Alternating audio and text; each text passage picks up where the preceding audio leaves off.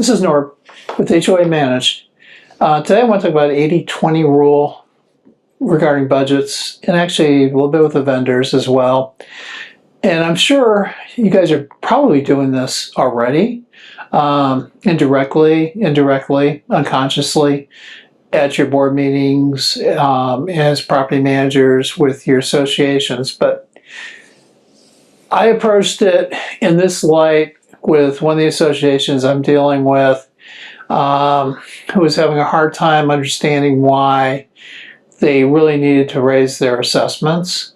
So we went and looked targeted at the vendors, suppliers, contractors, key agents like trash, insurance, landscaping, etc., pool maintenance.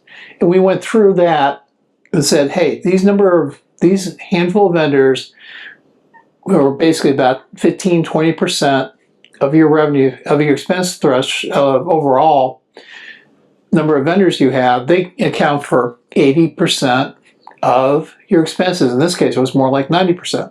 So doing the 80-20 rule comes into play strongly here. So we got down to a handful of 4 or 5 vendors. We talked through where everything was, what potential increases were in place, what they could live with, what they could not live with.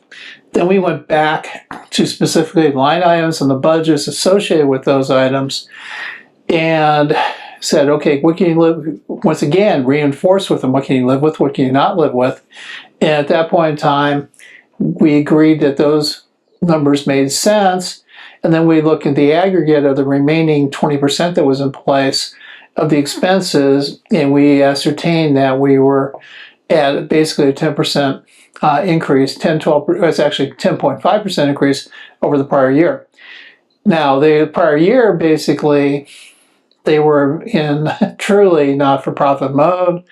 Every time they brought in, they spent. So they were basically almost a zero budget threshold. So going through that process, they agreed that they would definitely have no choice to keep the core services that they wanted in place from those 20% of vendors who caused 80% of the expenses.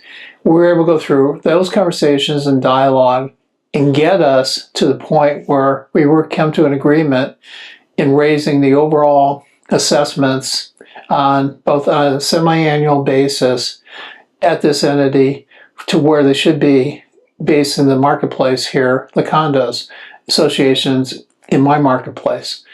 That was an excellent exercise. It saved us spending an hour. We were able to get this done in like a 15-minute standpoint. So you'd be able to do the same thing, I think, as some of your associations. I hope you can embrace this. Please subscribe and like us.